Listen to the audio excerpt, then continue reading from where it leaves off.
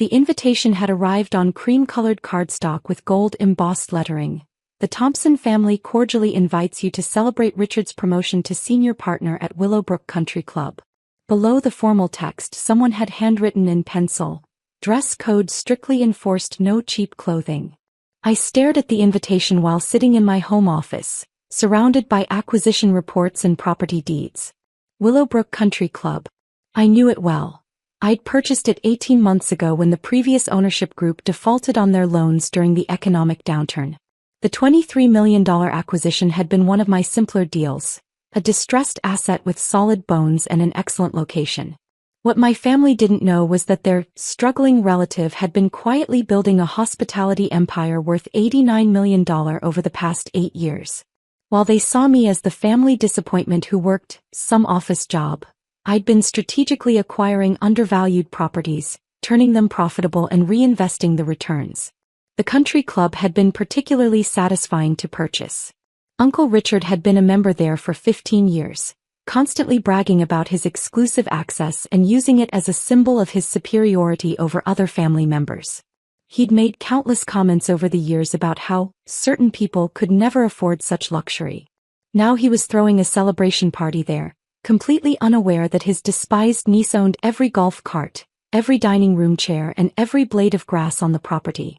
I arrived at Willowbrook on Saturday afternoon wearing a simple navy dress from Target, the kind of outfit that would reinforce their assumptions about my financial status. The valet took my modest Honda Civic without comment, while luxury cars lined the circular drive. The celebration was being held in the Magnolia Room, an elegant space overlooking the 18th green. 40 family members had gathered to honor Uncle Richard's partnership promotion at his law firm. The room buzzed with conversation about success, achievement, and the privileges of the professional class. "Sarah." Aunt Patricia spotted me immediately. "You made it. We weren't sure you could afford the time off work." "I managed," I replied, accepting a glass of water from the server. "Well, isn't that nice? Richard will be so pleased you're here to see what real success looks like." I nodded and found a seat at the back table, the one clearly designated for lesser family members. My cousins Jennifer and Michael were already there, along with my brother David, who worked as a high school teacher. "Check out this place," Jennifer whispered. "Uncle Richard really made it, didn't he?" "The membership fees here are insane," Michael added. "Like $50,000 just to join, plus monthly dues." I glanced around the room, noting the details I'd personally approved during the renovation. The crown molding, the crystal chandeliers, the hand-painted wallpaper. Every element had been carefully selected to maintain the club's prestigious atmosphere while improving profitability. Uncle Richard stood at the front of the room, holding court with the successful branch of the family. At 62, he cut an impressive figure in his tailored suit, his silver hair perfectly styled, his manner radiating the confidence of a man who'd never questioned his place in the social hierarchy. "Ladies and gentlemen," he began, tapping his champagne glass with a silver spoon. "Thank you all for joining me in this magnificent setting to celebrate not just my promotion, but the Thompson family's continued success." Applause filled the room. "Some of you may not appreciate what it takes to earn access to a place like Willowbrook," he continued, his eyes scanning the room and landing briefly on our back table. "The standards here are quite high, both financially and socially." More approving murmurs from the front tables. "But that's what separates us from ordinary people. We set goals, we work hard, and we achieve the kind of success that opens doors to exclusive opportunities." I took another sip of water, watching the family members at the prestigious tables nod in agreement. These were my relatives who worked in finance, real estate, and corporate law, the ones who'd always made it clear that my office job placed me in an entirely different category. Now, I know some family members are still finding their way in life. Uncle Richard's voice carried a patronizing tone as he glanced toward our table again. "And that's fine. Not everyone can achieve this level of success. But I hope our achievements can serve as inspiration for those who are still struggling." Jennifer shifted uncomfortably beside me. David stared at his hands. The condescension was thick enough to cut with a knife. "Take my niece Sarah, for example," Uncle Richard continued, and my stomach dropped. "She's been working the same entry-level job for years, living in that tiny apartment, driving her old car. But she's here tonight, surrounded by what real success looks like. Maybe this will motivate her to aim higher. The room turned to look at me. Some faces showed pity, others showed the satisfied superiority of people confirming their place in the social order. I felt heat rise in my cheeks, but I kept my expression neutral.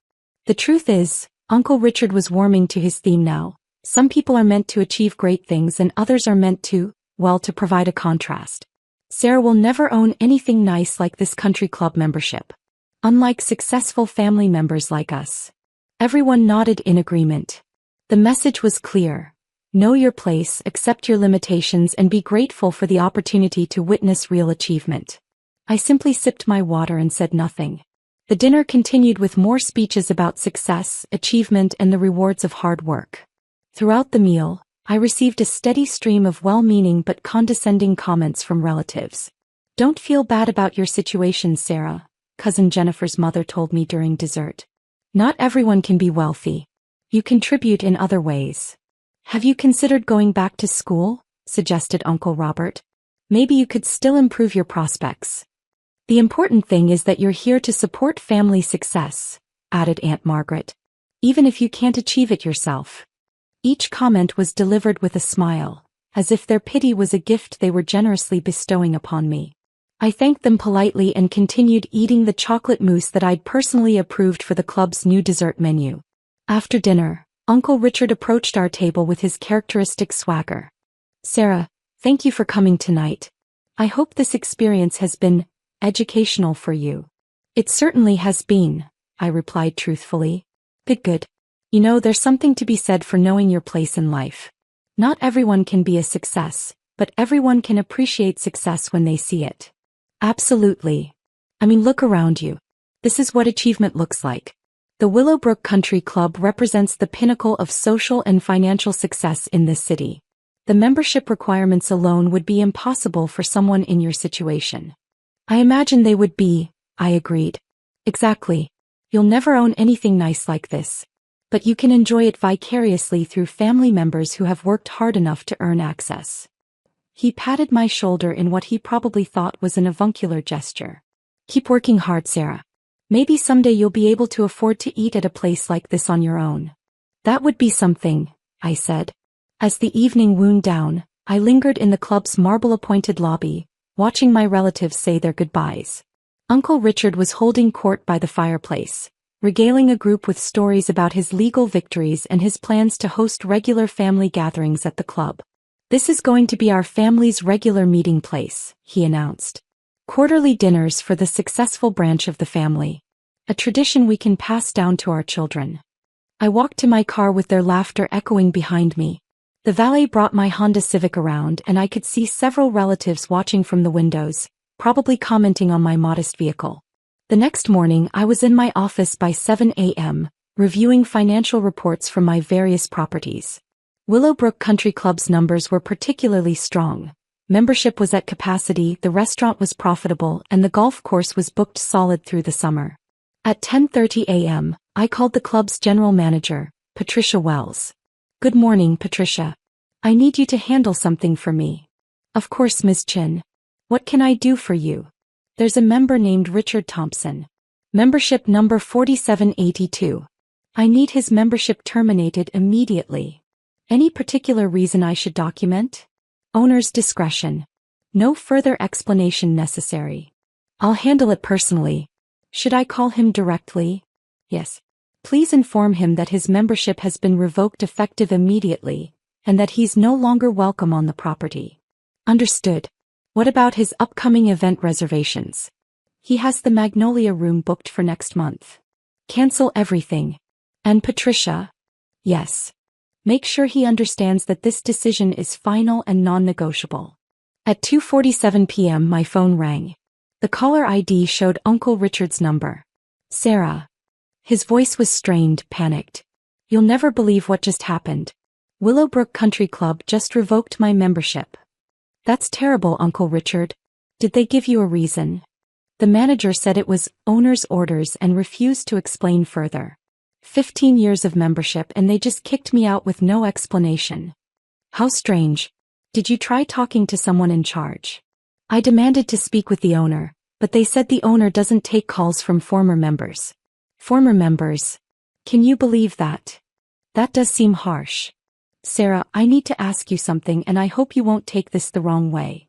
Of course. You don't happen to know anyone connected to the club, do you? Anyone who might be able to help me understand what happened. The irony was exquisite. The man who'd spent the evening explaining why I could never afford nice things was now asking for my help with his country club problem. Well, I said thoughtfully, I might know someone who could provide information. What I actually did was call Patricia back. Please have the club's legal counsel send Mr. Thompson a formal letter explaining that his membership was terminated due to conduct unbecoming a member. What conduct should I reference? Public disparagement of other members based on their perceived financial status. We have a zero-tolerance policy for that kind of behavior. Understood. The letter will go out today. 3 hours later, Uncle Richard called again. Sarah, I got a letter from the club's lawyers. They're claiming I violated some conduct policy by making disparaging comments about other members. But I don't understand, I never said anything inappropriate. What kind of comments are they referring to? Something about financial status discrimination. But Sarah, I was just talking about success and achievement. You were there, you heard everything I said. There was nothing wrong with it. I see.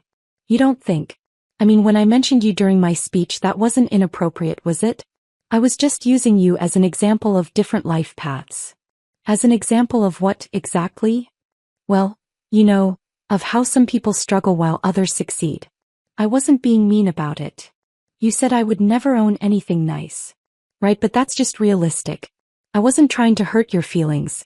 I was just pointing out the obvious differences in our situations. And what situations are those? Sir, come on.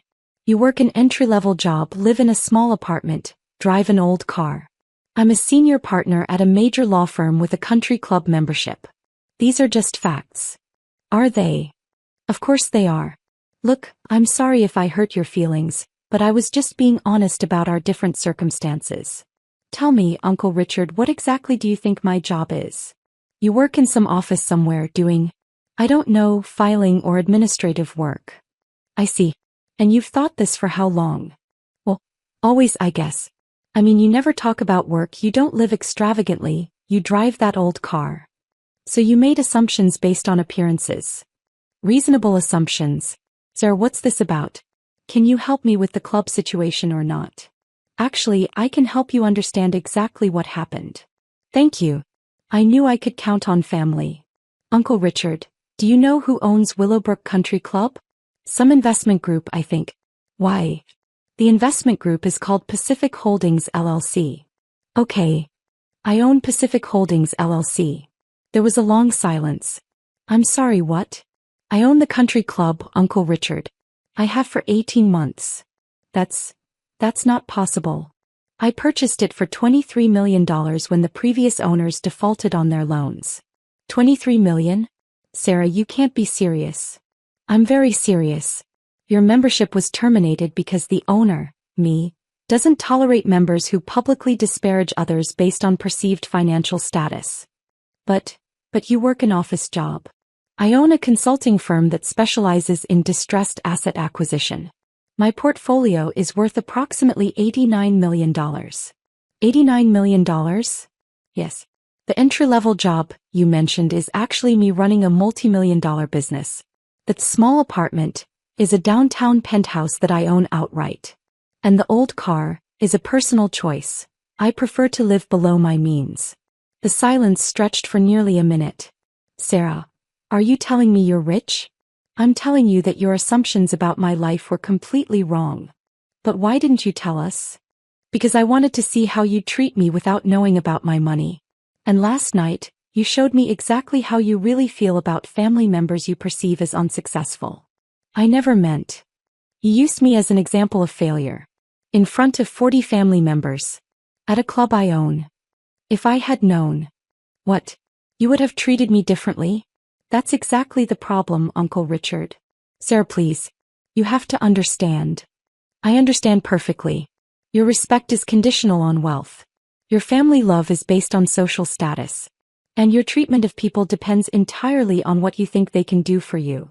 That's not true. Isn't it? When you thought I was poor, You used me as a cautionary tale. Now that you know I'm wealthy, you're desperately trying to apologize and get back into my good graces. I was wrong. I made a mistake. You made a choice. You chose to publicly humiliate someone you believed couldn't defend themselves. What do you want me to do? I want you to understand that actions have consequences. So you're keeping me banned from the club? The membership termination stands. Sarah, please. That club means everything to me. My professional reputation, my social standing, are all based on memberships and appearances rather than character. I noticed. I'll apologize publicly. I'll tell everyone I was wrong about you. Uncle Richard, do you honestly think this is about wanting an apology? Then what is it about? It's about showing you what it feels like to be excluded, dismissed, and humiliated based on someone else's assumptions about your worth. I get it now. I understand. Please just give me another chance. The decision is final. I hung up and immediately received calls from 6 other family members who'd heard about Uncle Richard's club situation. Each conversation followed a predictable pattern: shock about my wealth, desperate backtracking about previous comments, and attempts to position themselves as having always believed in me. The most telling call came from Aunt Patricia, who'd greeted me with condescending pity just 24 hours earlier. Sarah, sweetie, Richard told me the most amazing news. We had no idea about your success. Didn't you? Of course not. You're so modest. But now that we know, we're so proud of you. Are you proud of me or proud of my bank account? Sarah, that's not fair. We've always loved you. Have you? Because last night you told me not to feel bad about my situation, and suggested I contribute in other ways since I couldn't be wealthy.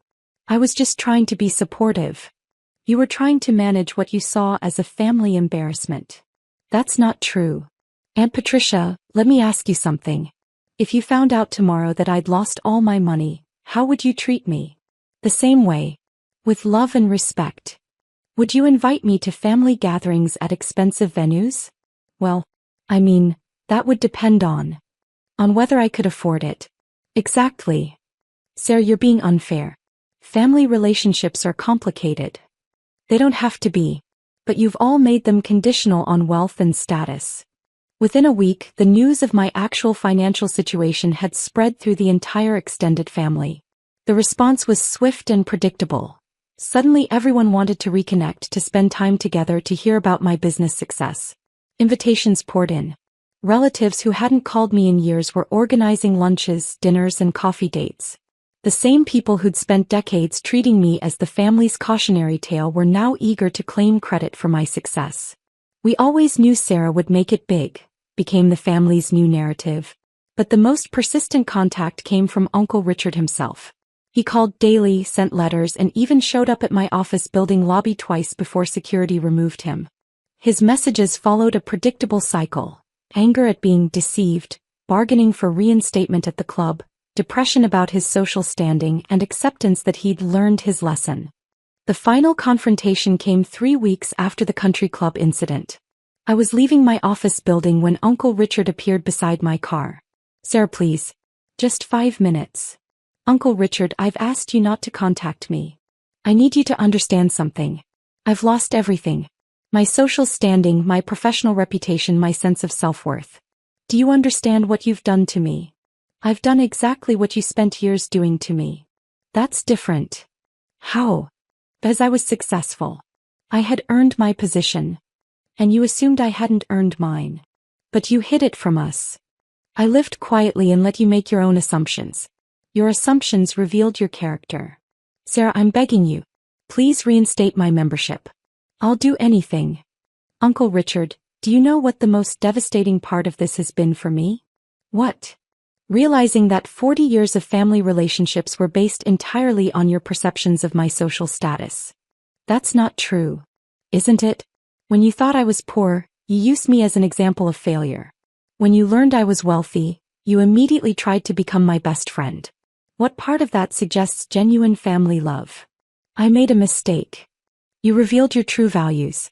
And those values are incompatible with the kind of family relationships I want in my life. So what now? You're cutting me off forever. I'm not cutting you off. I'm simply treating you exactly how you treated me. based on my assessment of your character and worth. And what's your assessment? That you're someone who judges people entirely by their financial status and treats family members as either assets or embarrassments depending on their perceived success. I can change. Can you? Or would you just modify your behavior toward me while continuing to treat other people the same way? He didn't answer. Uncle Richard, here's what I want you to understand. The country club membership wasn't really the punishment. The punishment is knowing that all your family relationships are as conditional and superficial as mine turned out to be. That's cruel. It's honest. And honesty is something our family has been avoiding for a very long time. 6 months later, I hosted a small family gathering at my penthouse. The guest list was carefully curated. Only relatives who had reached out with genuine apologies and demonstrated consistent respectful behavior over time. David, my teacher brother, was there. He'd actually been kind to me before and after learning about my wealth. Jennifer had written a thoughtful letter acknowledging her assumptions and asking how to rebuild our relationship. A few cousins had proven their character through consistent actions rather than words. Uncle Richard was not invited. The gathering was small, intimate, and genuine. We talked about our lives, our dreams, our challenges, not our bank accounts or social status. For the first time in decades, I felt like I was part of a real family rather than a financial hierarchy. But the most meaningful moment came when Jennifer pulled me aside. Sarah, can I ask you something? Of course. Are you happier now? After everything that happened? I thought about it carefully. Yes. Because now I know who my real family is. And who is that? The people who are here tonight. The ones who chose to love me regardless of my bank account. What about the others? They're still family by blood. But they're not family by choice. And I've learned that chosen family is the only kind that really matters. Today, 2 years after the country club incident, I maintain relationships with family members who have proven their character over time. The others, including Uncle Richard, remain peripheral figures who occasionally attempt reconciliation but haven't demonstrated the fundamental change in values that would make genuine relationships possible. Uncle Richard eventually joined a different country club, though his membership there lacks the prestige he'd attached to Willowbrook. He still makes comments at family gatherings about success and achievement, but he's more careful about his targets now. Sometimes I wonder what would have happened if I'd revealed my wealth gradually, if I'd tried to educate my family about their assumptions rather than letting them play out so dramatically. But then I remember Uncle Richard's words, "You'll never own anything nice like this. Unlike successful family members like us." And I realize that some truths can only be revealed through experience. The country club is thriving under my ownership. I've maintained its exclusive atmosphere while implementing policies that focus on character rather than just wealth. The membership application now includes questions about community service and personal values, not just financial statements. Sometimes, when I'm having dinner in the Magnolia Room, I think about that evening when my uncle used me as an example of what failure looks like. He was right about one thing. I'll never own anything like what he had. Because what he had was conditional respect, superficial relationships, and a social standing built on exclusion and judgment. What I own is unconditional love from people who chose to know me as a person, not as a bank account. And that's worth far more than any country club membership could ever be.